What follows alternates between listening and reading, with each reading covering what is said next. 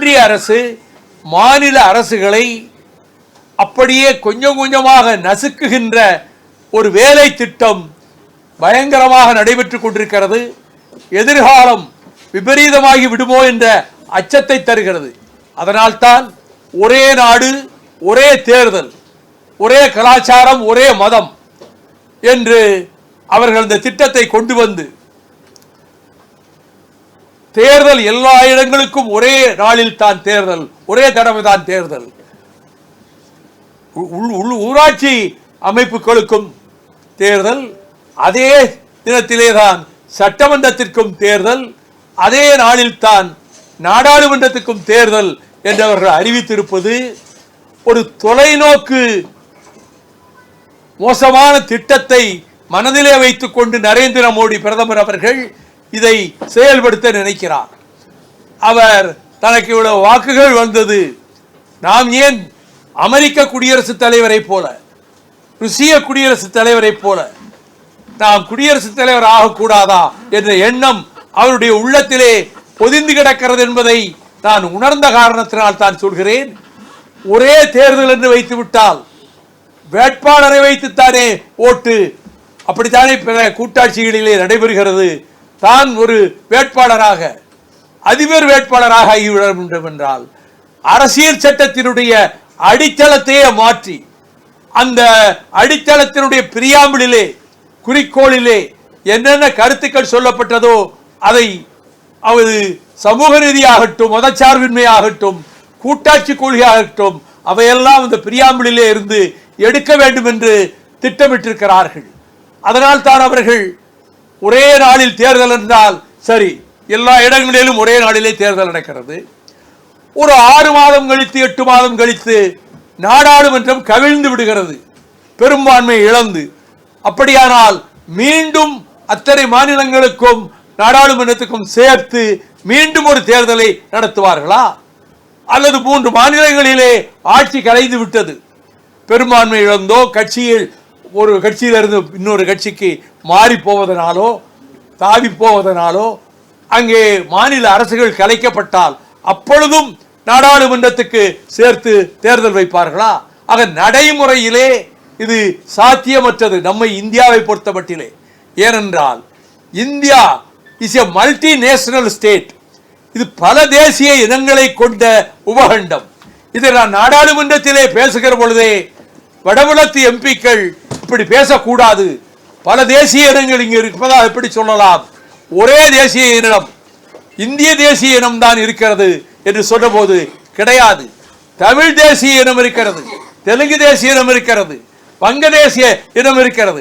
அத்தனை மாநிலங்களிலும் உள்ள அந்த மொழி பேசுகிற அந்த இனத்தை சேர்ந்தவர்கள் அவர்கள் தனித்தனி தேசிய இனங்கள் தான். அதை டாக்டர் அம்பேத்கர் அவர்கள் மிக அழகாக அரசியல் சட்டத்தினுடைய சில இடங்களிலே அதை சுட்டிக்காட்டி சொல்லி இருக்கிறார். அதை போல இங்கே ஒரே நாடு ஒரே தேசிய ஒரே தேசம் ஒரே தேர்தல் ஒரே கொடி என்று கொண்டு வந்து விடுவார்கள். இதைத்தான் அடால்ஃப் ஹிட்லர் தொடக்கத்திலே எல்லா தேசிய இனங்களுக்கும் உரிமை கொடுப்பதாக சொல்லிவிட்டு பிறகு யூதர்கள் இனத்தையே அழிக்க வேண்டும் என்ற நிலையில் அவர் அந்த ஜெர்மனிய இனம் அந்த அவர்கள்தான் யூத இனத்தை அழிக்க பிறந்தவர்கள் என்று சொல்லி அதன் காரணமாகவே உலக யுத்தம் 2ஆம் உலக யுத்தம் மூர்க்கமாக நடைபெற்ற 2ஆம் உலக யுத்தம் லட்சக்கணக்கான வீரர்கள் பல நாடுகளிலே இறந்து போனார்களே. அப்பொழுது அணு ஆயுத பலத்தை உருவாக்கி கொண்டிருந்த நேரம் ஹிட்லர். ஆனால் அங்கே ஐன்ஸ்டைன் அமெரிக்கா சென்றதனாலே அவரே ஒரு யூதர் தான். அவர்கள் அணுகுண்டுகளை முதலிலே தயாரித்து அவர்கள் 2ஆம் உலகப் போரினுடைய இறுதி கட்டத்தில் 45ஆம் ஆண்டில் ஆகஸ்ட் திங்களில் அவர்கள் ஹிரோஷிமா நாகசாகியிலே அணுகுண்டுகளை வீசி அந்த நாட்டை அப்படியே ஒரு பகுதியை சாம்பல் மேடாக்கினார்கள். ஜப்பான் நாட்டில் ஹிரோஷிமா நாகசாகி என்கின்ற ஜப்பான் நாட்டு இடங்களிலே அவர்கள் அச்சு நாடுகளும் நேச நாடுகளும் என்று சொல்லுகிற போது அச்சு நாடுகள் பட்டியலிலே ஜப்பான் இருந்தது. ஆக ஜப்பானிலே இந்த குண்டு வீச்சு லட்சக்கணக்கான மக்களை கொன்றவுடன் அப்பொழுது அமெரிக்காவையும் முத்து துறைமுகம் பேர்ல் ஹார்பர் அதிலே வந்து இருக்கக்கூடிய ஜப்பானிய போர் கப்பல்களை அமெரிக்கா குண்டு வீசி தாக்கியதனால் ரஷ்யா நேரடியாக போர்க்களத்திற்கு வந்து நேச நாடுகளோடு சேர்ந்து கொண்டது. அதனுடைய விளைவுகள் நமக்கு தெரியும். இப்பொழுதும் கொரியாவிலே பதட்டம் இருக்கிறது. தென்கொரியா பெரும் பதட்டத்துக்கு ஆளாகி வடகொரியா எங்கே தென்கொரியாவின் மீது மீண்டும் படையெடுத்து விடுமோ என்ற நிலைமை உருவாகி இருக்கிறது. அதேதான் உக்ரைனுக்கும் ரஷ்யாவுக்கும். உக்ரைனை கைப்பற்றி விடுவது, முழுவதுமாக ரஷ்ய பூமியாக்கி விடுவது என்று புட்டின் திட்டமிட்டு தாக்குதல் நடத்துகிறார்.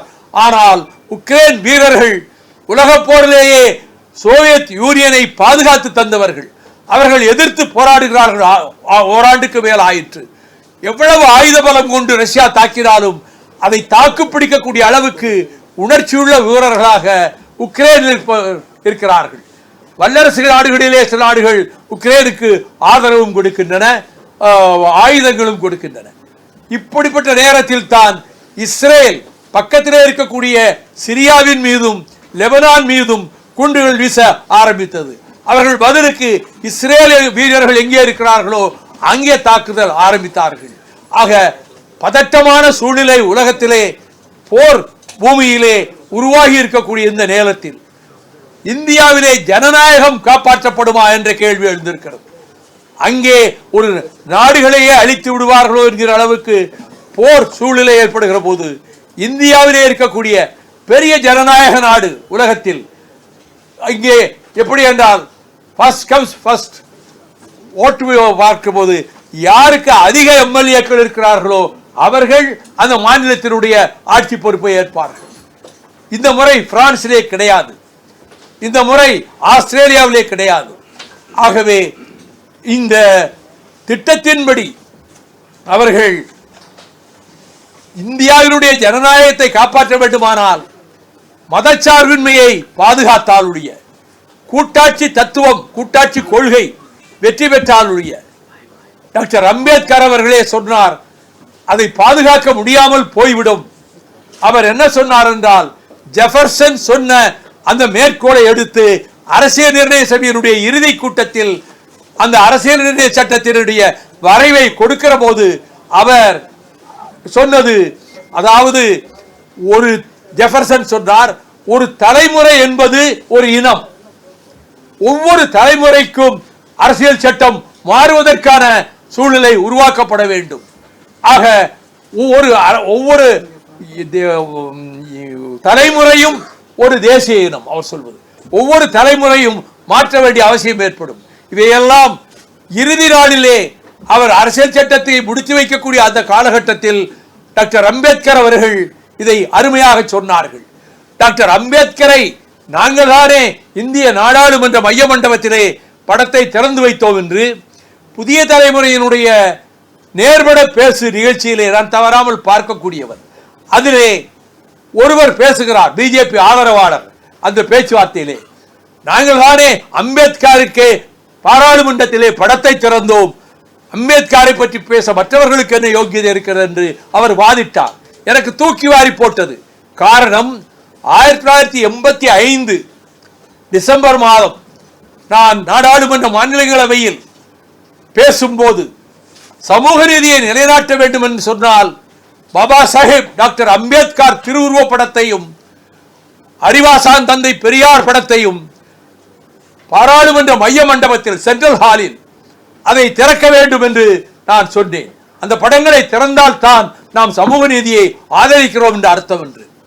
அப்பொழுது வைத்த படங்களுக்கு மேல் புதிதாக இந்த படம் வைக்க வேண்டாம் என்று ஒரு எம்பி சொன்னார். நான் சொன்னேன், நீங்கள் இங்கே வந்திருக்கக்கூடிய அத்தனை நாடாளுமன்ற உறுப்பினர்களும் ஒன்றை உணர்ந்து கொள்ள வேண்டும். ஒரு படம் அவர் படம் வைக்கக்கூடாது என்றால் அவர்தானே அரசியல் சட்டத்தை மைய மண்டபத்திலே மாத கணக்கிலே வருட கணக்கிலே வாதித்து அதை அரங்கேற்றம் செய்தார். அவர் எழுதியது, அவர் தேட்டியது தானே இத்தனை பிரிவுகளை கொண்டிருக்கக்கூடிய மிகப்பெரிய அரசியல் சட்டம். அவருடைய படம் ஏன் திறக்கக்கூடாது? இந்திரா காந்தி படம் இருக்கிறது, நேரு படம் இருக்கிறது, மோதிலால் நேரு படம் இருக்கிறது. பின்னாளிலே ராஜாஜி படத்தை கொண்டு வைத்தார்கள், பின்னாளிலே நேதாஜி படத்தை கொண்டு வந்து வைத்தார்கள்.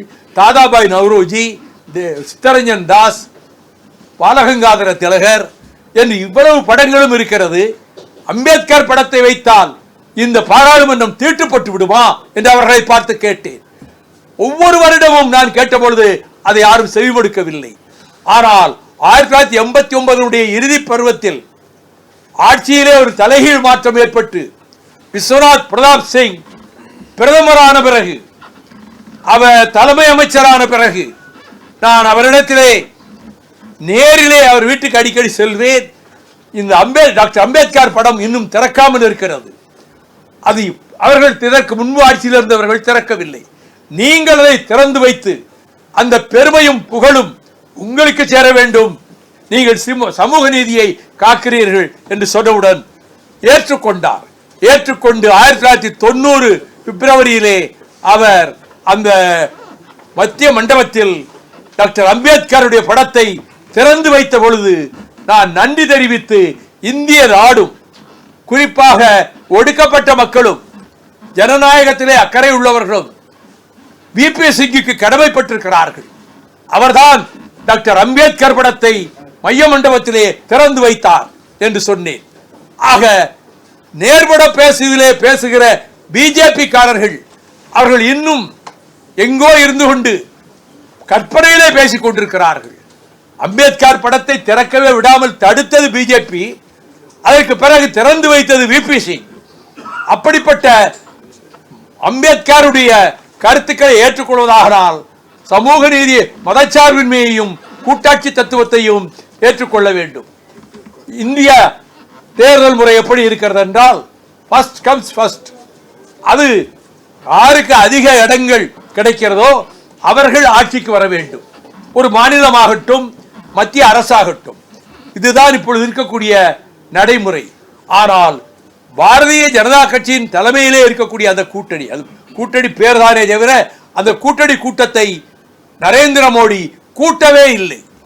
அடல் பிஹாரி வாஜ்பாய் பிரதமராக இருந்த பொழுது மாதம் ஒரு முறை அந்த தோழமை கட்சிகளுடைய கூட்டத்தை, அந்த கூட்டணியினுடைய கூட்டத்தை நடத்துவார்.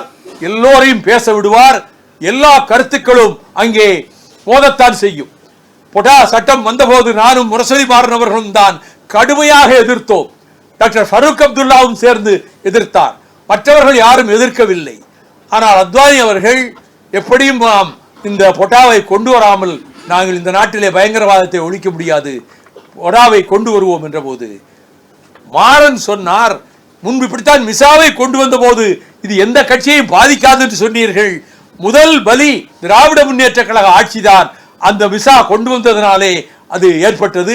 அதே நிலைமைதான் பொடாவுக்கும் ஏற்படும். இந்த பொடா திட்டத்தை தடுத்து நிறுத்துங்கள், இதை ரத்து செய்யுங்கள், இதை கொண்டு வருகிற முயற்சியை கைவிடுங்கள் என்று முரசொலி மாறன் பேசினார். அடுத்து நான் மிக கடுமையாக பேசினேன். ஒரு சர்வாதிகார நாடாக இதை ஆக்குவதற்காகத்தான் நீங்கள் பொட்டாவை கொண்டு வருகிறீர்கள். பிரிவென்ஷன் ஆஃப் டெரரிசம் ஆக்ட், அதிலே முதல் கைது எம்பிக்களிலே அடியேன் தான். இந்தியாவிலே எந்த எம்பியும் பொட்டாவிலே கைது செய்யப்படவில்லை.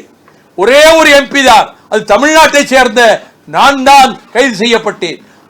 மற்ற கைது செய்யப்பட்டவர்கள் எல்லாம் எம்பிக்கள் அல்ல, முன்னாள் எம்எல்ஏக்கள், கட்சியினுடைய முக்கிய தலைவர்கள். அப்படி பொடாவிலே கைது செய்யப்பட்டு 7 சிறைச்சாலைகளிலும் அடைக்கப்பட்டோம். ஆகவே நான் சோம்நாத் சாட்டர்ஜி நாடாளுமன்றத்தில் சொன்னார், பொடா சட்டத்தை வரவேற்றார் திமுக எம்பி வைகோ, இப்பொழுது அவரே இதில் சிக்கிக்கொண்டு வேலூர் ஜெயிலிலே இருக்கிறார் என்று சொன்னதை தமிழ்நாட்டிலே இருக்கக்கூடிய வார இதழ்கள் 2 இதழ்கள் அந்த பேச்சை எடுத்து போட்டு பொடாவை வரவேற்றதால் பொடா சிறைவாசியாக இருக்கிறார் என்று கேலி செய்து சித்திரமெல்லாம் போட்டார்கள். அப்பொழுது நான் ஒரு நீண்ட கடிதம் அவருக்கு சோம்நாத் சாட்டர்ஜிக்கு எழுதினேன். இந்த வாதம் வருகிற பொழுது, கூட்டணிக்குள்ளே வருகிற போது கடுமையாக எதிர்த்தவன் நான் என்பது அந்த கூட்டத்துக்கு வந்த நிருபர்களுக்கு தெரியும், அத்தனை தலைவர்களுக்கும் தெரியும். மாறன் எதிர்த்தார், நானும் எதிர்த்தேன். கடைசியில் என்னையே நானே, மாறன் எப்படி விசா கைதியானாரோ அதே போல நான் பொடா கைதியானேன். ஆகவே அவர்கள் இந்த பொடாவையை இப்பொழுது ரத்து செய்யவில்லை, அது வேறு வடிவத்திலே ஒரு சட்டமாக கொண்டு வந்திருக்கிறார்கள். அதுபோல தேச துரோக குற்றம் என்று சொல்லி அவர்கள் 124A அதிலே கொண்டு வந்து அடைக்க வேண்டும் என்று நினைக்கிறார்கள். அந்த அடிப்படையிலே தான் அவர்கள் இந்த பொடா சட்டத்தை பயன்படுத்தலாம். அதை பொடா சட்டத்தினுடைய சரத்துக்கள் எல்லாம் போல சட்டத்திலே இருக்கிறது. ஆனால் சுப்ரீம் கோர்ட் ஜட்ஜஸ், நீதிபதிகள், இந்த தேச துரோக குற்றம் என்கின்ற பிரிவையே சட்டத்திலே இருந்து, ஐபிசியில இருந்து எடுத்துவிட வேண்டும் என்று உச்ச நீதிமன்ற நீதிபதிகள் கருத்து சொன்னதனால் தான் இப்பொழுது அந்த குற்றச்சாட்டுக்கு ஆளான வழக்குகள் அனைத்தும் எடுக்கப்படாமல் இருக்கிறது. இப்பொழுது என் மீதும் அந்த வழக்கு இருக்கிறது, தேச துரோக குற்றச்சாட்டு வழக்கு. 1 ஆண்டு தண்டனை கொடுத்திருக்கிறார்கள். 2 ஆண்டு தண்டனை என்றால் அன்றைக்கே தெரிந்து போகும், நான் எம்பி ஆக முடியாது. 2 ஆண்டுகளோ அதற்கு மேலோ சிறை என்றால் அவர்கள் எம்பி ஆக முடியாது, குவாலிபிகேஷன் கிடையாது. ஆகவே அப்படி ஒரு நிலைமை வருமா வராதான்னு சொல்ல முடியாது. ஆனால் நீதிபதிகள் என்ன செய்து விட்டார்கள் என்றால், இந்த தேச துரோக குற்ற வழக்குகளையே இப்பொழுது விசாரிக்க கூடாது, அது பற்றி நாங்கள் முழுமையாக ஆய்வு பண்ணி நாங்கள் ஒரு அறிக்கை கொடுப்போம், இப்பொழுது இருக்கக்கூடாது. அதனால் தான் எந்த வழக்கும் இப்பொழுது நடக்கவில்லை, தேச துரோக குற்றச்சாட்டு வழக்குகள் நடக்கவில்லை. ஆக இந்தியாவுக்கு ஜனநாயகத்திற்கு ஒரு பேராபத்து இருக்கிறது என்று சொன்னால் அது நரேந்திர மோடி தலைமையிலான இந்த அரசால் தான் இருக்கிறது. இந்த பிஜேபி கூட்டம், இந்துத்துவா கூட்டம், அவர்கள் பிற இனங்களை எல்லாம் அழித்துவிட்டு, பிற மொழிகளை எல்லாம் அழித்துவிட்டு அவர்கள் தங்கள் திட்டத்தை கொண்டு வர வேண்டும் என்று நினைக்கிறார்கள். அதனால் தான் அலகாபாத் என்ற ஊரினுடைய நகரனுடைய பெயரை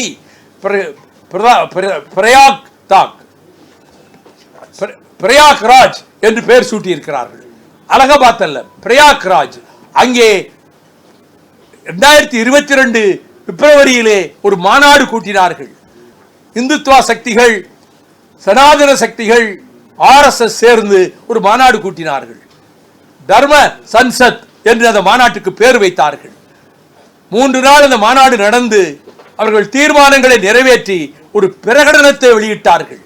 அந்த பிரகடனத்திலே அவர்கள் என்ன சொல்கிறார்கள் என்றால், இனிமேல் டெல்லி பட்டணம் இந்தியாவின் தலைநகரம் அல்ல, நாங்கள் டிக்ளேர் செய்ய போகிறோம் என்று சொல்லிவிட்டு, இந்தியாவின் தலைநகரம் டெல்லி அல்ல, வாரணாசி தான் இனிமேல் இந்தியாவின் தலைநகரம். அதை போலவே அவர்கள் மேலும் சொல்கிறார்கள், இங்கே இந்தி மட்டும்தான் இருக்கும், சமஸ்கிருதம் மட்டும்தான் இருக்கும், வேறு எந்த மொழிகளும் ஆட்சி மொழிகள் ஆக முடியாது என்று சொன்னார்கள். இந்துக்களுக்கும் முஸ்லிம்களுக்கும் கிறிஸ்தவர்களுக்கும் ஓட்டுரிமை கிடையாது எங்கள் திட்டப்படி என்று. அதை போல இந்த திட்டத்தை எல்லாம் பிரகடனமாக வெளியிட்டார்கள். ஆகவே இந்தியாவினுடைய ஒற்றுமையும் ஒருமைப்பாடும் கேள்விக்குறியாகி இருக்கிறது. அவர்கள் அதை நிறைவேற்ற துடிப்பதனால் தான் காஷ்மீரை துண்டு துண்டாக்கி அந்த நேரு கொடுத்த வாக்குறுதியை எல்லாம் காற்றிலே பறக்க விட்டு இன்றைக்கு காஷ்மீரை ஒரு அடிமை பூமி மாதிரி மத்திய சர்க்கார் ஆக்கி வைத்திருக்கிறது. ஆனால் மக்கள் அதை ஏற்கவில்லை என்பது காலப்போக்கிலே தான் தெரியும். அவர்கள் அதை செய்துவிட்டு அடுத்து பொது சிவில் சட்டத்தை கொண்டு வருவோம் என்று இந்த நடந்து முடிந்த கூட்ட தொடரிலேயே அதை கொண்டு வருவதாக சொன்னார்கள். நாங்கள் மிக விழிப்பாக இருந்தோம். எதிர்கட்சிகள், ஆளுங்கட்சிக்கு எதிர்கட்சிகள், ஆனால் இந்தியா பிளாக், இந்தியா கூட்டணியிலே இருக்கக்கூடிய கட்சிகள் நாங்கள் தினந்தோறும் ஆர்ப்பாட்டம் செய்தோம். காந்தியார் சிலைக்கு முன்னால், டாக்டர் அம்பேத்கர் சிலைக்கு முன்னால், நாடாளுமன்ற வாசலுக்கு முன்னால் தினந்தோறும் 10:30 மணிக்கு ஆர்ப்பாட்டம் செய்துவிட்டு தான் பாராளுமன்றத்துக்குள்ளே சென்றோம். ஆனால் பாராளுமன்றத்திற்குள்ளே அவர்கள் இந்த பொது சிவில் சட்டத்தை பின்னாலே கொண்டு வர வேண்டும் என்ற நோக்கத்தோடு பல சட்டங்கள் ஏற்றுக்கொள்ள முடியாதவை கொண்டு வந்ததனால் தான் அங்கே பாராளுமன்றமே நடக்கவில்லை. இப்பொழுது ஜனவரி கடைசியிலே இந்த பட்ஜெட் கூட்டம் தொடங்குவதற்கு இருக்கிறது. இந்த கூட்டத்திலேயே அவர்கள் பொது சிவில் சட்டத்தை கொண்டு வருவதற்கு முயற்சிப்பார்கள். அந்த முயற்சி வெற்றி பெறுமா என்று சொல்ல முடியாது. மாநிலங்களிலே பாதி மாநிலங்களுக்கு மேலே சட்டசபைகளிலே அதை ஆதரித்தால் தான் அப்படி ஒரு சட்ட திருத்தத்தை அரசியல் சட்டத்துக்கு கொண்டு வர முடியும். ஆனால் ஆகவே எல்லோரும் எதிர்ப்பாக இருக்கிறார்கள். அதனால் தான் அவர்கள் இந்த நடந்து முடிந்த செஷன்ல அதை கொண்டு வராமல் தள்ளி வைத்திருக்கிறார்கள். ஆனால் வர பட்ஜெட் செஷனிலே கொண்டு வருவார்கள் என்று சொல்கிறார்கள். அவர்கள் அப்படி பொது சிவில் சட்டம் என்று சொல்லிவிட்டால் கிறிஸ்தவர்களுடைய முறைப்படி அவர்கள் திருமணங்களை நடத்த முடியாது. அந்த முஸ்லிம்களும் அவர்கள் மதப்படி திருமணங்களை நடத்த முடியாது, கிறிஸ்தவர்கள் நடத்த முடியாது, சீக்கியர்கள், சமணர்கள், பௌத்தர்கள் யாரும் நடத்த முடியாது. இவர்கள் இந்துலாவிலே முந்து போட்டார்களே அதை போன்ற அப்படிப்பட்ட திருமணங்கள் தான் சட்டப்படி செல்லுபடியாகும் சொல்வார்கள். நாம் தந்தை பெரியாரினுடைய யோசனையை அறிஞர் அண்ணா அவர்கள் கேட்டு சுயமரியாதை திருமணத்தை சட்டபூர்வமாக்கி இருக்கிறோம். அதற்கும் வேட்டு வைக்க வேண்டும் என்று வருவார்கள். நீதிமன்றத்திலே போய் அங்கே போய் வாதாடலாம், மோதலாம். ஆனாலும் கூட எவ்வளவு பெரிய ஆபத்து. அவர்கள் இந்தியாவையே ஒரே தேசிய இனமாக, இந்திய தேசிய இனம் அப்படி ஒரு இனமே கிடையாது. இந்திய தேசிய இனம் என்று கிடையாது. இதற்கு இந்தியா என்பதே வெள்ளைக்காரனால், பிரிட்டிஷ்காரனால் தான் இந்தியா என்ற அமைப்பு உருவாயிற்று. அத்தனை சமஸ்தானங்களையும் ஒன்று சேர்த்து ஒரு நாடாக ஆக்கினார்கள். ஆகவே அவர்கள் இந்த இந்துத்துவா கொள்கையை நிலைநாட்ட வேண்டும் என்ற நோக்கத்தில் தான் அவர்கள் ஒவ்வொரு சட்டமாக கொண்டு வருகிறார்கள். குலக்கல்வி திட்டத்தை அடிப்படையாக வைத்துத்தான் அவர்கள் விஸ்வகர்மா திட்டத்தை சொன்னார்கள். அதற்கு சில பேர் விளக்கம் கொடுத்திருக்கிறார்கள் இந்த வாதங்களிலே.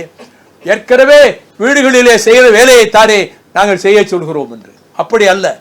இந்த குலக்கல்வி திட்டம் என்று அன்று காமராஜரும் அறிஞர் அண்ணாவும் பெரும் தலைவர்கள் எல்லாம் எதிர்த்துத்தான் அந்த குலக்கல்வி திட்டம் தூக்கி எறியப்பட்டது. ராஜாஜி பதவியை துறந்து விட்டு போக வேண்டிய நிலைமை ஏற்பட்டது.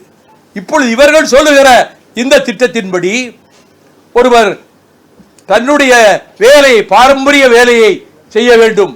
படிப்பு பாதி, பாரம்பரிய வேலை பாதி என்றால் யார் வேண்டுமானாலும் அப்படி இந்த திட்டத்திலே சேர்ந்து கொள்ளலாமா என்றால் முடியாது. அதை நீங்கள் பத்திரிகையாளர்கள் கொஞ்சம் கவனிக்க வேண்டும்.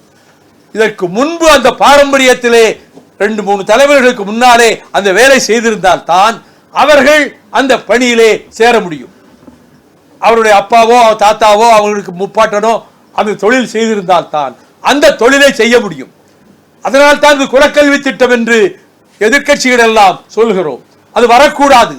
ஆக குலக்கல்வி திட்டத்தை கொண்டு வந்து இந்து ராஷ்டிரா என்கிற அமைப்பை உருவாக்கி அதிலே இந்தியையும் சமஸ்கிருதத்தை மட்டும் வைத்துக் கொண்டு நேருவினுடைய உறுதிமொழியை எல்லாம் மண்ணில் போட்டு புதைத்து விட்டு இந்தியாவை ஒரு பாசிச நாடாக, ஒரு சர்வாதிகார நாடாக, ஜனநாயகத்தை மறுக்கின்ற நாடாக அது கொண்டு வருவதற்குத்தான் அவர்கள் ஒரே தேர்தல்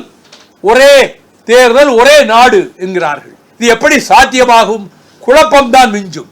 கடைசியில் நான் நாடாளுமன்றத்திலே சொன்னேன், இது மாதிரியான திட்டத்தை நீங்கள் வைப்பீர்களானால் சோவியத் யூனியனிலே என்ன நடைபெற்றதோ அது இந்தியாவிலும் நடக்கும். சோவியத் யூனியனுக்கு இருந்த செம்படையை போன்ற வலிமையான படை அமெரிக்காவிலே வேண்டுமானால் அடுத்து இருக்கலாம். ரெட் ஆர்மி அவ்வளவு பெரிய படையை வைத்துக் கொண்டு ஒரு வலுவான அரசியல் திட்டத்தை அவர்கள் உருவாக்கினார்கள். அதை வைத்துக் கொண்டு அந்த சோவியத் யூனியனுடைய ஒற்றுமையை பாதுகாக்க முடியவில்லையே, ஒருமைப்பாட்டை பாதுகாக்க முடியவில்லையே. 15 நாடுகளாக துண்டு துண்டாக பொது வாக்கெடுப்பு மூலம் பிரிந்து செல்கிறோம் என்ற மூலம் 15 நாடுகளாகிவிட்டன. இப்பொழுது ரஷ்யா தனி நாடு, அவ்வளவுதான். அதை போல இந்தியாவுக்கும் அந்த கதி வரும். சோவியத் ரஷ்யாவை விட இங்குதான் ஆபத்து அதிகம். ரஷ்யாவிலாவது ரஷ்ய மொழி பரவலாக பரவி இருந்தது 2ஆம் உலகப் போருக்கு முன்னர். இங்கே அப்படி இல்லை. பல மாநிலங்கள், பல தேசிய இனங்கள், பல மொழிகள். இங்கே இந்த விஷப்பரீட்சையில் ஈடுபட்டால் ரஷ்யாவிலே சோவியத்திலே ஏற்பட்டதை போல இந்தியாவும் துண்டு துண்டாக போகிற நிலைமை ஒரு 50 ஆண்டுகளுக்குள்ளாக. ஒருவேளை அவர்கள் 1947 அதற்கு பிறகு 2047 அதற்கு ஒரு நூற்றாண்டு கொண்டாடி விடலாம் என்று நினைத்தால் அந்த 2047 இந்தியா இதே மாதிரி இருக்குமா? அல்லது வடகிழக்கு பகுதிகள் தனியாக செல்லுமா? பஞ்சாப் தனியாக செல்லுமா?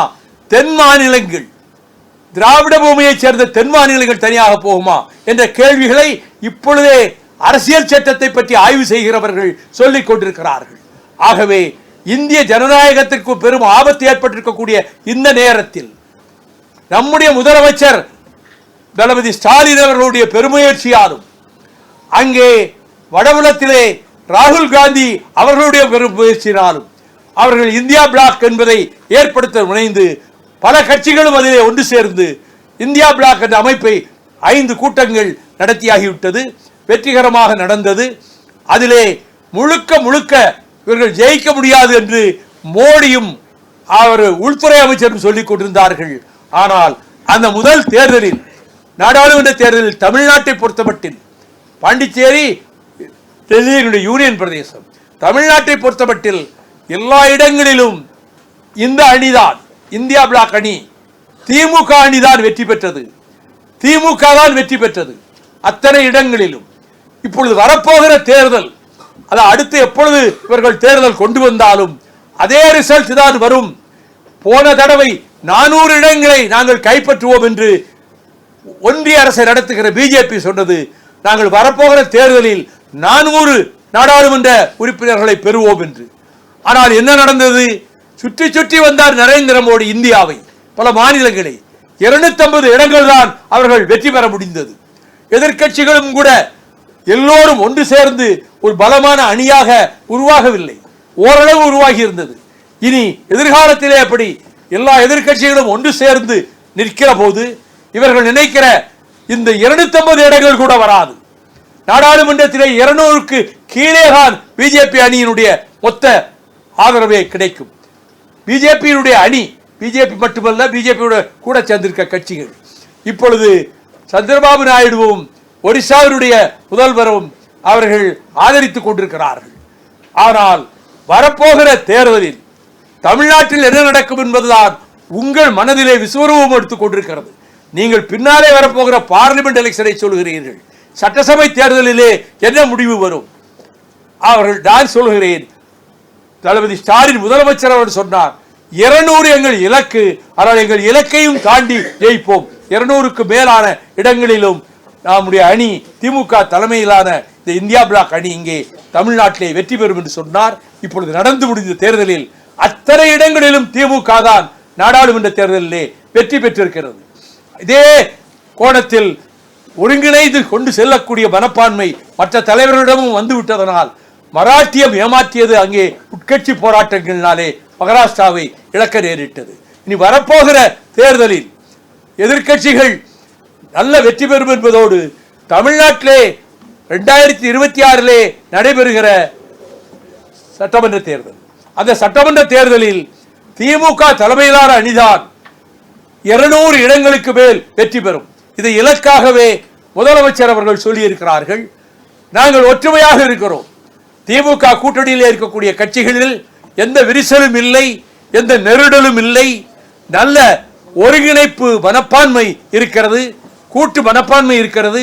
ஆகவே இதை கொண்டு போய் சேர்ப்பதற்கு வருகிற தேர்தலில் திமுக தலைமையிலான அணியை இன்னும் வலுப்படுத்தி அது வெற்றி பெறுவதற்கு மறுமலர்ச்சி திராவிட முன்னேற்ற கழகம் தன் முழு பலத்தையும் பிரயோகித்து நாங்கள் வருகிற பிப்ரவரி மாதத்து ஜனவரி கடைசியிலிருந்தே மண்டல வாரியாக கூட்டங்கள், மண்டல வாரியாக ஆலோசனை கூட்டங்கள், மண்டல வாரியாக பாசறை கூட்டங்கள் 25 வயதுக்கு உட்பட்டவர்களை கொண்டு தமிழகம் எங்கும் அதை நடத்துவதென்று நாங்கள் முடிவெடுத்திருக்கிறோம். ஆக திராவிட முன்னேற்ற கழகத்துக்கு ஆதரவு கொடுக்க வேண்டும் என்று உயர்நிலை குழுவிலே 7 ஆண்டுகளுக்கு முன்பு நாங்கள் முடிவெடுக்கிற போது இதைத்தான் நான் சொன்னேன். எங்களிடமும் கொஞ்சம் வலிமை இருக்கிறது. திமுக அளவுக்கு வலிமை இல்லாவிட்டாலும், அதிமுக அளவுக்கு வலிமை இல்லாவிட்டாலும் எங்களுக்கென்று ஒரு தனித்தன்மையும் வலிமையும் இருக்கிறது. அது வீணாக போகக்கூடாது. அது திராவிட முன்னேற்ற கழகத்திலே இருந்துதான் நாங்கள் வந்தோம். ஆனால் கால சூழ்நிலையிலே பிரிவுகள் ஏற்பட்டன. இனி எதிர்காலத்தில் திராவிட இயக்கத்தை பாதுகாக்க வேண்டுமாறா? அண்ணன் வீரமணி கூறுவது போல, தந்தை பெரியார் கடைசி காலத்திலே சொல்லி வைத்ததை போல, திராவிட இயக்கம் ஒன்றாக இருக்கணும்னால் மறுமலர்ச்சி திராவிட முன்னேற்ற கழகமும் திராவிடர் கழகமும் திமுகவுக்கு வலது தோளாகவும் இடது தோளாகவும் இருந்து நாங்கள் அதை வலுப்படுத்த முயற்சிப்போம். எங்கள் சக்தி வீணாகிவிடக்கூடாது. எங்களுக்கென்று இருக்கக்கூடிய பலம், எங்களுக்கென்று இருக்கக்கூடிய பிரச்சார பலம் வீணாகிவிடக்கூடாது. அது திமுகவுக்கே கொண்டு போய் சேர்ப்போம். அது திராவிட இயக்கத்தை பாதுகாக்கும். இந்த அடிப்படையில் தான் உயர்நிலை குழுவிலே நாங்கள் முடிவெடுத்தோம். எத்தனை இடங்கள் என்பது பெரிதல்ல, நமக்கு இருக்கக்கூடிய வலிமையையும் நம்முடைய உறுப்பினர்களையும் நம்முடைய அமைப்புகளையும் முழுக்க முழுக்க திமுக கழகத்துக்கு உதவி செய்வதற்கு பயன்படுத்துவது என்று முடிவெடுத்துத்தான் அந்த தேர்தலிலே, நாடாளுமன்ற தேர்தலிலும் சரி, அதற்கு பிறகு சட்டமன்ற தேர்தலிலும் சரி, நாங்கள் அந்த முடிவெடுத்தோம். அந்த முடிவில் தான் இப்பொழுதும் இருக்கிறோம். வரப்போகிற தேர்தலிலே திமுக அணி தமிழ்நாட்டிலே பரிபூர்ண மெஜாரிட்டி முழு பெரும்பான்மை உறுதியாக பெறும் என்பதிலே எந்தவித ஐயமும் இல்லை. இங்கு எந்த விதமான ஊடுருவலுக்கு இடமும் இல்லை. 2026 தேர்தல் களம் அப்படிங்கிறது தமிழ்நாட்டில் புதிதாக ஒரு அரசியல் கட்சி நடிகர் தொடங்கி இருக்காரு. சீனியர் பொலிட்டீஷியன் நீங்க, அவருடைய அரசியல் வருகைங்கிறது பாதிப்பை ஏற்படுத்துமா? திராவிட முன்னேற்ற கழக அணிக்கு எந்த பாதிப்பையும் ஏற்படுத்தாது. யாருக்கு பாதிப்பு ஏற்படாது, எதிர்பார்த்தது நடக்கும் நடக்காது என்பது தேர்தல் முடிந்த பிறகுதான் தெரியும். யாரும் அரசியல் கட்சி ஆரம்பிக்கலாம், நடிகராக இருந்தாலும் ஆரம்பிக்கலாம், எந்த தொழில் செய்கிறவராக இருந்தாலும் ஆதரிக்கலாம். அவர்கள் எம்ஜிஆர் அவர்கள் தொடக்கத்திலிருந்தே திமுகவிலே பாடுபட்டு ஆயிரக்கணக்கான மன்றங்கள், ஊருக்கூர் மன்றங்கள், எம்ஜிஆர் மன்றங்கள், அவை அப்படியே அதனுடைய கிளைகள் ஆயின. அவர் வெளியேற்றப்பட்ட போது அது ஒரு பலமான சக்தி ஆயிற்று. அதே நிலைமை மற்றவர்களுக்கும் வருமா என்று நான் சொல்ல முடியாது. அந்த செல்வாக்கு மற்றவர்களுக்கு இருக்கிறதா இல்லையா என்பதை நீங்களே தீர்மானித்துக் கொள்ளலாம். அது மக்கள் திலகத்தினுடைய காலம் வேறு. இப்பொழுது இருக்கக்கூடிய கட்சிகளில் புதிதாக கட்சிகள் ஆரம்பிப்பது அவர்களுடைய விருப்பம், ஜனநாயக உரிமை. அதை யாரும் கேள்வி கேட்க முடியாது. அந்த கட்சிகள் முயற்சித்து பார்க்கட்டும், அவர்களும் முயற்சிப்பார்கள் எல்லா விதத்திலும். நாங்கள் முழு மூச்சாக எங்களுடைய அணி, திமுக தலைமையிலான அணி முழு மூச்சாக இப்பொழுதே அந்த சட்டமன்ற தேர்தலுக்கு தயாராகி விடுவோம் என்பதற்குத்தான் இப்பொழுது பொதுக்குழுவை திராவிட முன்னேற்ற கழகம் கூட்டி அதிலே நல்ல சில முடிவுகளை எடுத்திருக்கிறார்கள். நம்முடைய திமுகவை வலுப்படுத்துவதற்கும் அணியை வலுப்படுத்துவதற்கும் முதலமைச்சர் அவர்களுடைய திட்டம் வெற்றி பெறும் என்று முழு நம்பிக்கையோடு நான் இருக்கிறேன். ஒரு மூத்த தலைவரா ஒன்றிய அரசு பத்தி நீங்க இவ்வளவு விஷயங்கள் வச்சீங்க, அது நிறைய ஏற்றுக்கொள்ளக்கூடிய விஷயங்களும் இருக்குது. ஆனா ஒரு மறுமலர்ச்சி திராவிட முன்னேற்ற கழகம் தாண்டி ஒரு திமுக காரர் மாதிரியே நிறைய விஷயங்களை நீங்க வந்து முன்னெச்சதான் பார்க்க முடியும். நான் திமுக தானுங்க. கொஞ்சம் இருங்க, கேட்டதுக்கு பதில் சொல்றேன். 29 ஆண்டுகள் நான் திராவிட முன்னேற்ற கழகத்தில் இருந்திருக்கிறேன். திராவிட முன்னேற்ற கழகத்திலே இருந்து 23 தடவை சிறை சென்றிருக்கிறேன். திராவிட முன்னேற்ற கழகத்தில் இருந்தபோதுதான் விசா கைதியாக இருந்தேன். அதன் பிறகு கட்சிகளுக்கு இடையிலே அப்பொழுது ஏற்படக்கூடிய நெருடல் காரணமாக நான் அப்போது திமுகவிலிருந்து நானாக வெளியேறி செல்லவில்லை, வெளியேற்றப்பட்டேன். அதற்கு அவர்கள் சில காரணங்கள் எல்லாம் சொன்னார்கள். அதை கடந்து நெடுந்தூரம் வந்து அதற்கு பிறகு ஒரு பாராளுமன்ற தேர்தல், ஒரு சட்டமன்ற தேர்தலில் திமுகவோடு இணைந்து எந்த விதமான நெருடலுக்கோ கருத்து வேறுபாட்டுக்கோ இடமில்லாமல் நாங்கள் இந்த தேர்தலை திமுகவோடு சேர்ந்து சந்தித்திருக்கிறோம். அதே அடிப்படையிலே போவோம்.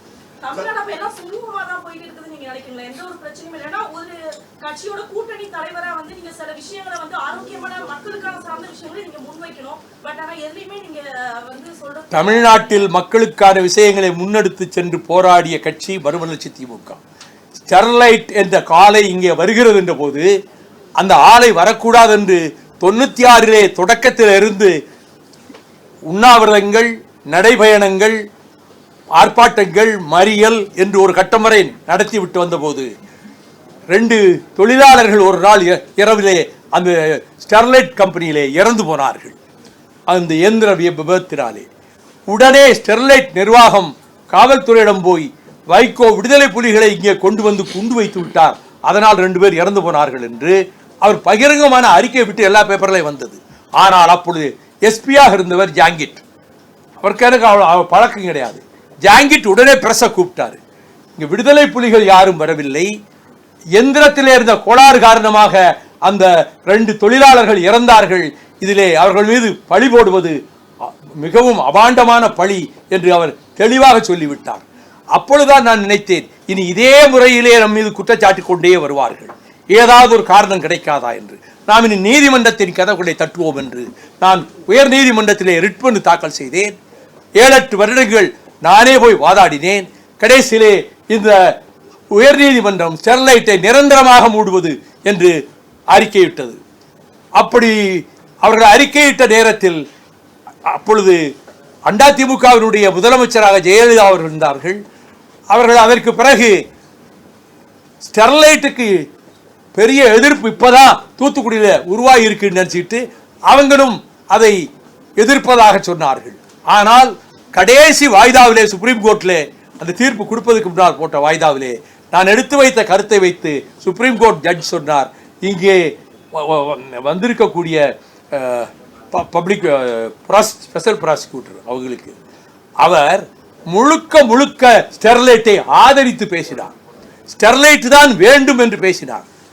அப்பொழுது ஜட்ஜு பட்நாயக் கேட்டார், நீங்கள் தமிழக ஸ்டெர்லைட் கம்பெனிக்கு வக்கீலாக வந்திருக்கிறீர்களா அல்லது தமிழ்நாடு அரசுக்கு வக்கீலாக வந்திருக்கிறீர்களா என்று கேட்டபோது அவர் வாய்மூடி மௌனியாக பதிலே சொல்லாமல் உட்கார்ந்தார். அப்பொழுது நான் அறிக்கை கொடுத்தேன், இப்படி நீதிமன்றத்திலேயே வந்து இந்த ஸ்டெர்லைட் வர வேண்டும் என்று சொல்லக்கூடிய 29 கண்டிஷன் போட்டோம், 29ஐயும் ஸ்டெர்லைட் நிறைவேற்றி விட்டான் என்று இந்த வழக்கறிஞர் பேசினார். அத்தனையும் பொய் என்று நான் நிரூபித்தேன் அங்கே. அதற்கு பிறகு இந்த வழக்கு தொடர்ந்து கொண்டே இருந்தபோது மீண்டும் தூத்துக்குடியிலே ஒரு விஷப்புகை நடமாடி அங்கே பல பேர் மயங்கி விழுந்தார்கள், உயிராபத்தெல்லாம் ஏற்பட்டது. இந்த சூழ்நிலையில் தூத்துக்குடி விழித்துக் கொண்டது. இவ்வளவு நாள் சொன்னாரே ஆபத்து வரும் ஆபத்து வரும், உங்கள் பிள்ளைகளுக்கும் நோய்கள் வரும், இது கொடூரமான கதிரியக்க அணுக்கதிரியக்க தாக்கத்தை ஏற்படுத்தும் என்று அங்கே ஊராக போய் பேசியதோடு மட்டுமல்லாமல் 40 கல் தொலைவுக்கு ஸ்டெர்லைட் விவசாயத்தை அழித்து விட்டது. அந்த மக்களிலே பல பேர் நுரையீரல் கெட்டு நோயாளிகள் ஆனார்கள். இந்த சூழ்நிலையில் மீண்டும் தீர்ப்பாயத்துக்கு போன போது தீர்ப்பாயம் அவர்களுக்கு சாதகமாக தீர்ப்பு சொன்னது. நான் தீர்ப்பாயத்திலே தூத்துக்குடியிலும் பேசினேன், சென்னையிலும் பேசினேன். அதற்கு பிறகு அந்த தீர்ப்பாயத்தினுடைய முடிவை எதிர்த்து சுப்ரீம் கோர்ட்டுக்கு தமிழ்நாடு அரசு போக வேண்டிய கட்டாயம் ஏற்பட்டது. நான் தனியாக சுப்ரீம் கோர்ட்டிலே நான் ஒரு ரிட் தாக்கல் செய்தேன். அப்பொழுது ஹாரிங்டன் நாரிமன், பெரிய நாரிமனுடைய மகன், அவர் ஜட்ஜா உட்கார்ந்திருக்கிறார். அப்ப அவர் உட்கார்ந்திருக்கும் போது ஸ்டெர்லைட் எடுத்தாச்சு. எனக்கு வாய்ப்பு கொடுக்கிற போது மார்க்சிஸ்டுகள் இவருக்கு அவர் ஸ்டெர்லைட் கம்பெனிக்காக வாதாடிய வழக்கறிஞர் அவர் இவரை பேசவிடக்கூடாது என்று என்னை எழுதி சொன்னார்.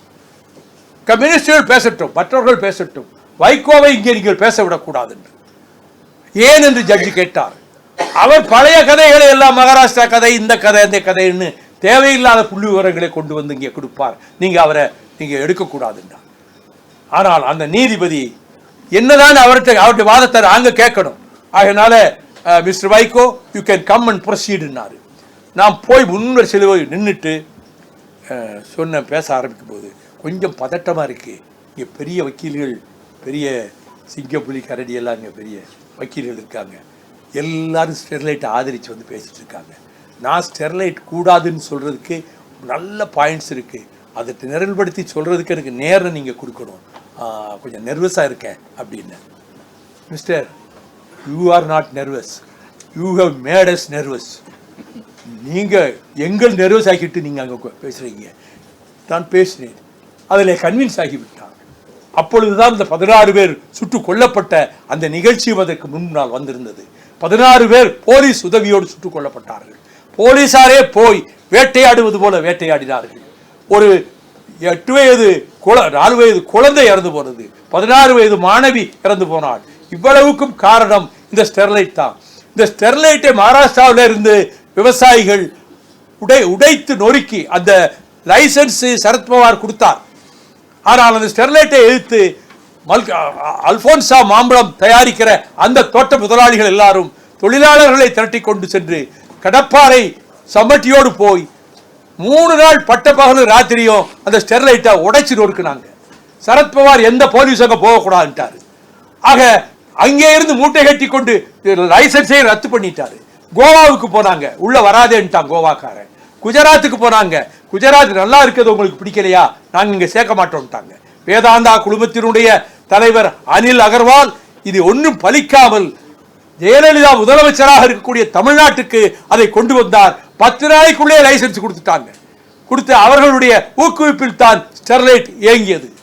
கடைசியில் இப்பொழுது அது பெரிய கம்பெனிலாம் எதுக்குறாரு மதிமுகவில் இருந்துன்னு சொன்னாங்க. ஆனால் அந்த கடைசி தீர்ப்பிலே உச்சநீதிமன்றம் சென்னை ஹைகோர்ட்டே திரும்ப விசாரிக்கட்டும் என்று சொன்னார்.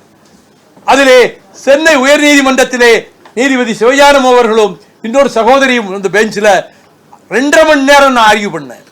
அதற்கு பிறகு அந்த தீர்ப்பு ஸ்டெர்லைட்டை நிரந்தரமாக மூட வேண்டும், திறக்கவே கூடாது என்று ஹைகோர்ட் தீர்ப்பு கொடுத்தது. இது சுப்ரீம் கோர்ட்டுக்கு போனது. ஹைகோர்ட் தீர்ப்பை அப்படியே சுப்ரீம் கோர்ட் ஏற்றுக்கொண்டது. அதனால் ஸ்டெர்லைட் என்னென்னமோ சொன்னா 800 கோடி லாபம் வரும், 1000 கோடி லாபம் வரும். அவனுக்கு 1000 கோடி லாபம் வந்துச்சு. அந்த பகுதி பெரும்பகுதி அழிஞ்சு போச்சே.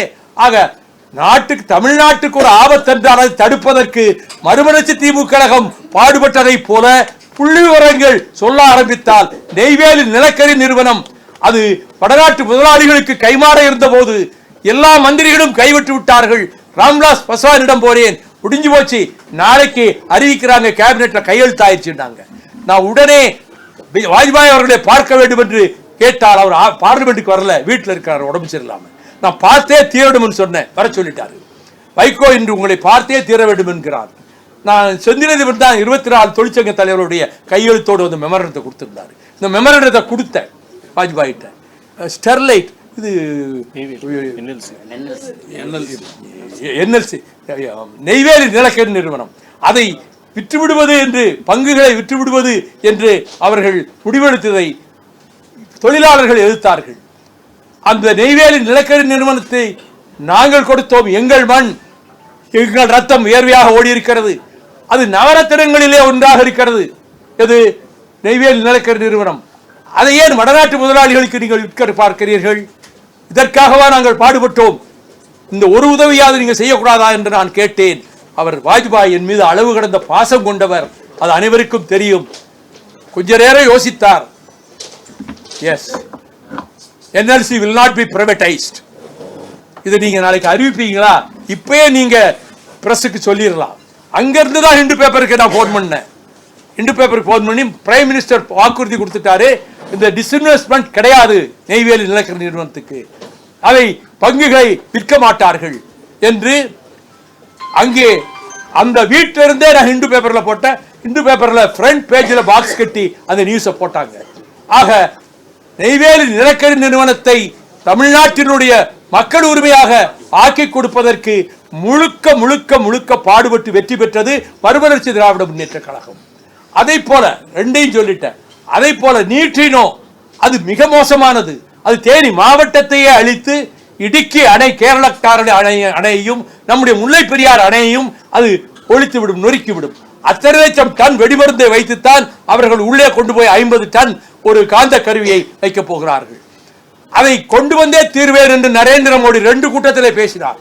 Neutrino is a must for India என்று சொல்லி, அந்த நியூட்ரினோவை குஜராத்திலே வைக்கலாம் என்றால் ஒத்துக்கொள்வாரா? மகாராஷ்டிராவிலே ஒத்துக்கொள்வார்களா? கேரளத்திலே போனார்கள், விரட்டி அடித்தார்கள். கர்நாடகம் விரட்டி அடித்தது, மராட்டியம் விரட்டி அடித்தது, குஜராத் விரட்டி அடித்தது.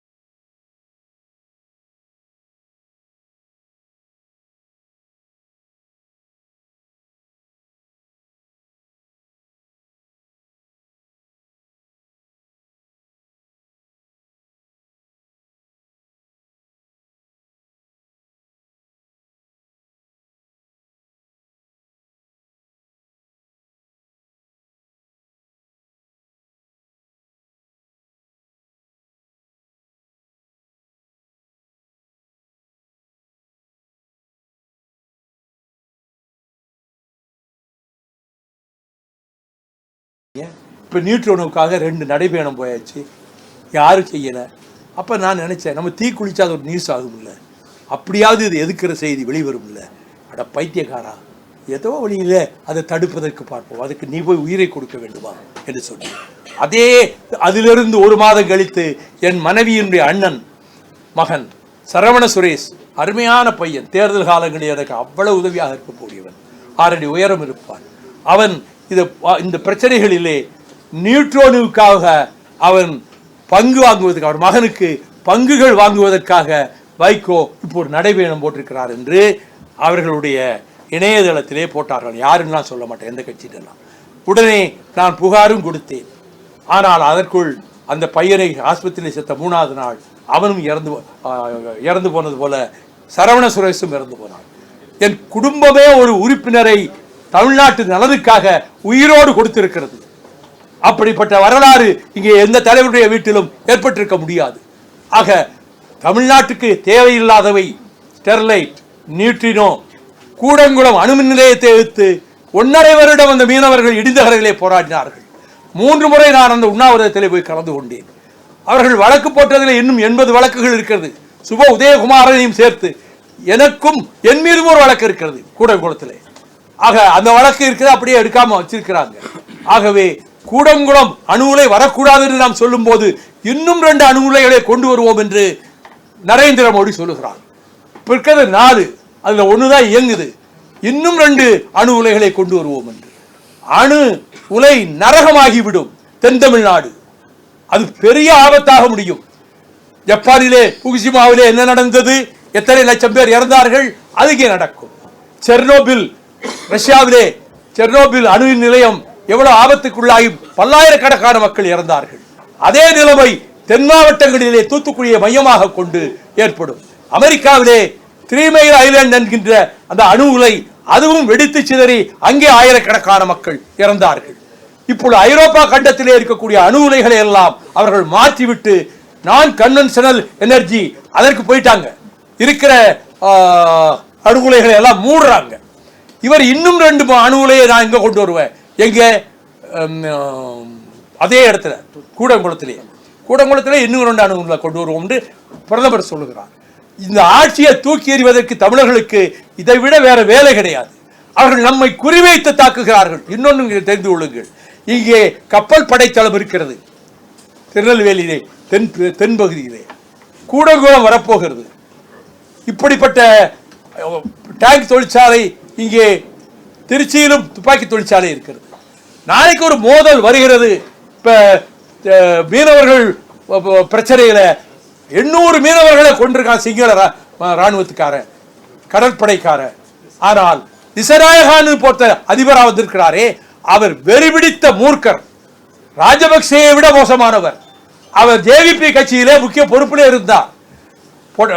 சுனாமி வந்தப்ப இலங்கைக்கும் நிதியுதவி செய்யும் போது தமிழர் பகுதிக்கு அது கொடுக்க கூடாது என்று ஊர்வலம் போனவர் தான் இந்த திசநாயகா.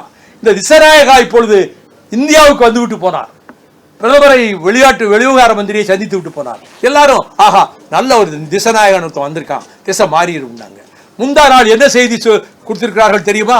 இலங்கையிலிருந்து, இனிமேல் தமிழக மீனவர்கள் குறித்து இந்தியாவோடு ஒருபோதும் நாங்கள் பேச மாட்டோம். முந்தா நாள் பேப்பர்ல வந்திருக்கு.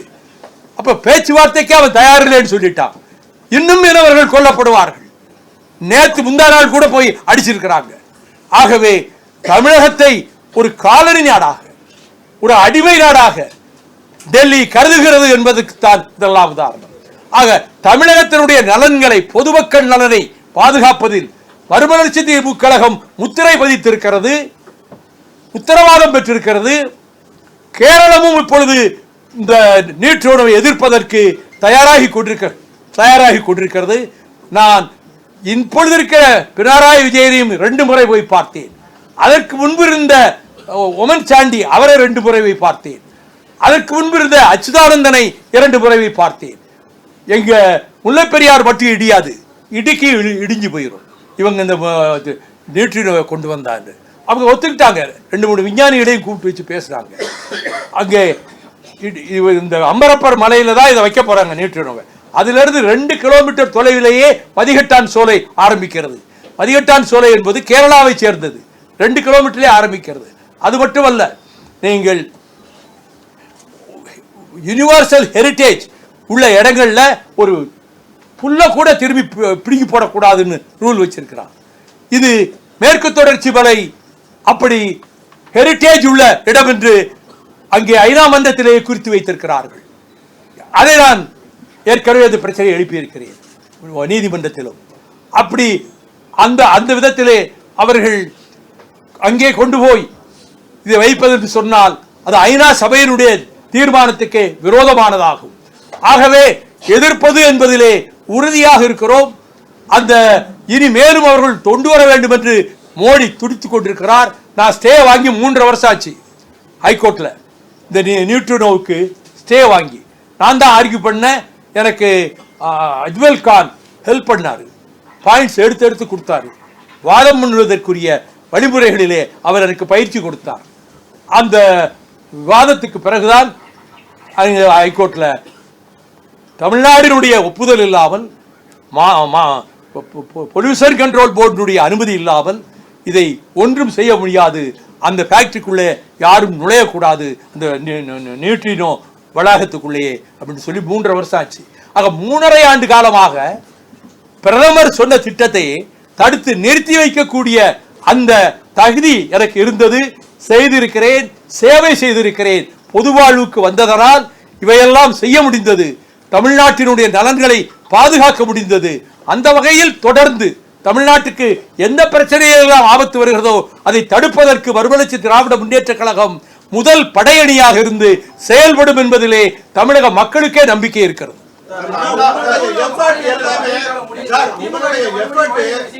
தொடக்கத்திலிருந்தே செய்திருக்கக்கூடிய இந்த எஃபர்ட் எதுவுமே உங்க கட்சிக்கு நீங்க நினைச்ச அளவுக்கு பயனளிக்கலங்கிறத அதை எப்படி நீங்க பாக்குறீங்க? அதை நான் ஒத்துக்கிறேன். அதாவது சொன்ன 3 காரியங்களும் அத்தனை கட்சியும் சேர்ந்து தடுத்து நிறுத்த வேண்டிய காரியங்கள். ஒன்று ஸ்டெர்லைட்டு, அது தன்னந்தனியாக போராடி பிறகு மக்களை திரட்டி கோர்ட்டுக்கும் போய் அதை தடுத்து நிறுத்தி லைசன்ஸே ரத்து பண்ணியாச்சு. அப்போ அவ சொன்னேன், மகாராஷ்டிராக்காரன் தான் உடைச்சி நொறுப்பானா? நாங்கள் அவங்கள விட வீரர்கள், தென்னாட்டு வீரர்கள். கோர்ட்டில் சுப்ரீம் கோர்ட் ஜட்ஜுக்கு முன்னாடி சொன்னேன், நீங்கள் எப்படியா மகாராஷ்டிராக்காரன் உடைச்சி நொறுக்குனதை நாங்கள் ஏற்றுக்கணுமா? அவங்களுக்கு எங்களுக்கு வீரம் இல்லையா அப்படின்னா கேட்டேன். அதுபோல் இவ்வளவும் செய்து நெய்வேலியை பாதுகாத்து கொடுத்து நியூட்ரினோவை வரவிடாமல் தடுத்து இத்தனை முல்லை பெரியாருக்கு 10 வருஷம் போராடி இருக்கிறேன்.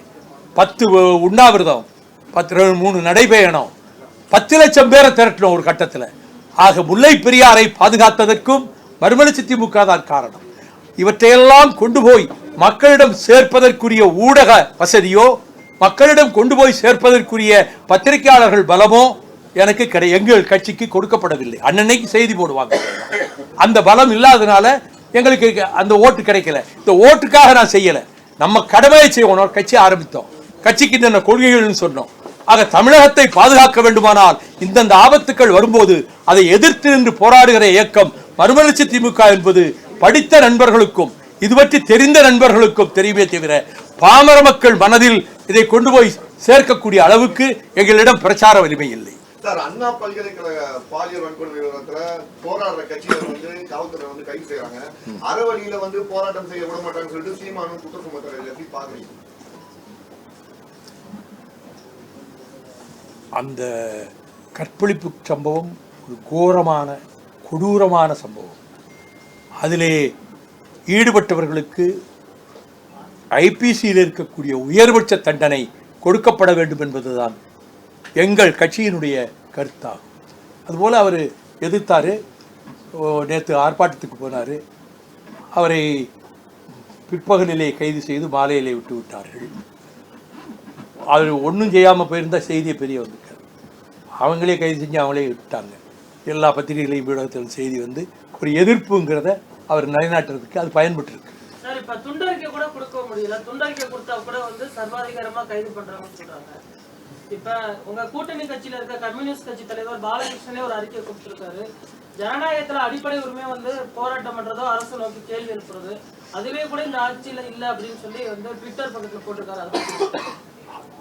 கேபி ட்விட்டர்ல எது வேணா போடுவார். அவர் அவங்க கட்சிக்கு எது நல்லதுன்னு தெரியுதோ அதை போடுவார். நாங்கள் எந்த விதமான கருத்து வேறுபாட்டிலையும் இல்லை. அவர்கள் நோட்டீஸ் கொடுக்க விடலைங்கிறதெல்லாம் எல்லா இடத்துலையும் பிரச்சாரங்களுக்கு நோட்டீஸு கடையாக கொடுக்குறாங்க, வீடு வீடாக கொடுக்குறாங்க. அதையெல்லாம் யாரும் தடுக்கலை.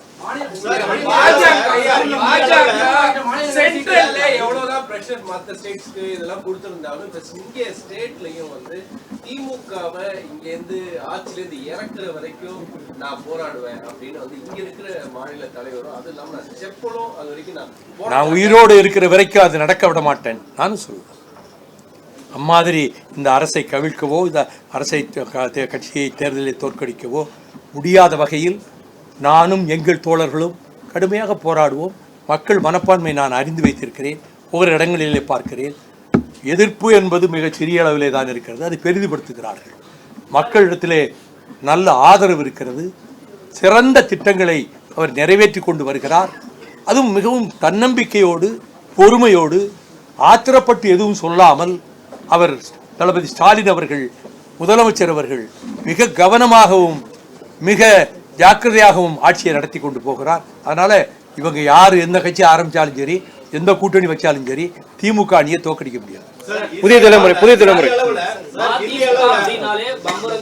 பம்பரம் சின்னனாலே மதிமுக தான். அந்த பம்பரம் சின்னத்தை மீட்டெடுப்பதற்கு வரக்கூடிய தேர்தலில் திமுக கூட்டணியில உங்களுக்கான சீட்ஸை எப்படி இது தேர்தலை பற்றிய பேச்சுவார்த்தையே ஆரம்பிக்கல. 1.5 வருஷம் இருக்கு, அதுக்குள்ளேயே நெகட்டிவா ஏன் சிந்திக்கிறீங்க?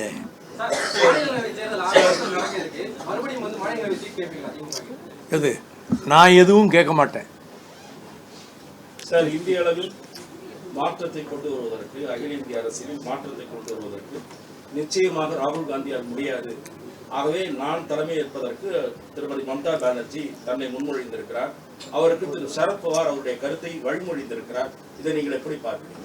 மம்தா பானர்ஜியையும் ராகுல் காந்தியும் கம்பேர் பண்ணா மம்தா பானர்ஜிக்கு அந்த தகுதி கிடையாது, ராகுல் காந்திக்கு அந்த தகுதி இருக்கு. அவர்கள் ஆட்சியில் நல்ல செல்வாக்கோடு பெரும்பான்மையோடு மேற்கு வங்கத்திலே ஆட்சி நடத்தினாலும் அவர்கள் ஆட்சி நடத்துகின்ற முறை, எதிர்க்கட்சிகளை நடத்துகின்ற முறை, அவருடைய போக்கு, இந்தியாவில் உள்ள எல்லா கட்சிகளையும் ஒன்று சேர்த்து அவங்க ஒரு அணி தலைமை தாங்க முடியாது. இந்தி கூட்டணி கலகலத்து வருவதை இது காட்டவில்லை. ஏனென்றால் இன்னொரு புறம் டெல்லியில் ஒரு தேர்தல் வர இருக்கிறது. கெஜ்ரிவால் அரசு ஊழல் அரசு என்று அஜய் மக்கான் கூறியிருக்கிறார். இதை எப்படி பார்க்கிறீங்க? அஜய் மக்கான் எங்கள் சேர்மனாக இருந்தார், வைஸ் பிரசிடென்ட், பேர் அவர் எனக்கு ரொம்ப பிரியமாக இருப்பார், வைஸ் பிரசிடென்ட் ஜெகதீப் தங்கர். அப்போ சேர்மனாக இருந்தது வைஸ் பிரசிடென்ட். அவருடைய மருமகன் தான் அஜய் மக்கான். ஆமாம், அஜய் மக்கான் அவருடைய கருத்தை சொல்லுவார். சார், இந்திய அளவுல ஜனநாயகத்துக்கு பேராபத்து, மதச்சார்பின்மை அப்படிங்கிறது அழியுது, சமூக நீதி இல்லை அப்படின்னு சொல்றீங்க. இதுக்கு தமிழ்நாட்டுல பாஜக இந்துக்களுக்கு எதிரி அப்படின்னு திராவிட கட்சிகளை மக்கள்கிட்ட கொண்டு போய் சேர்க்கிறாங்க.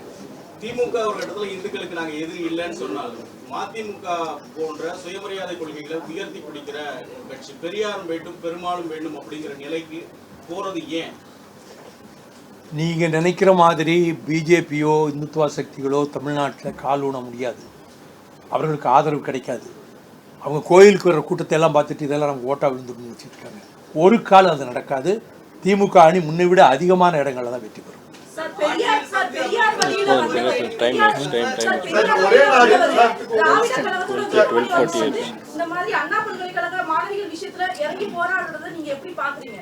போராடுறது ஒரு பெண்ணுடைய உரிமை இல்ல, அரசாங்கம் செய்ய வேண்டிய கடமையை செஞ்சுக்கிட்டு இருக்குல்ல. ஆமாங்க, அதுக்கு தான் அரசாங்கம் தன்னுடைய கடமையை செய்து கொண்டிருக்குல்ல. ஸ்டாலினுடைய அரசாங்கம் அந்த கடமையை செய்து கொண்டிருக்குல்ல. ஒரே நாடு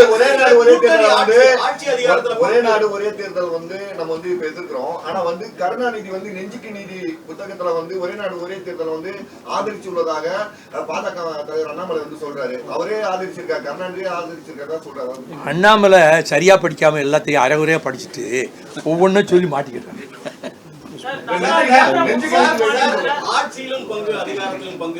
அது எங்களுக்கு உடன்பாடு இல்லை.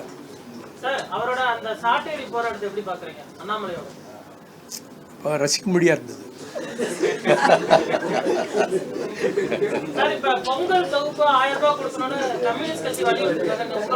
இல்ல, அவங்க கொடுத்துருவாங்க, கொடுக்க ஏற்பாடு நடந்துகிட்டு இருக்கு.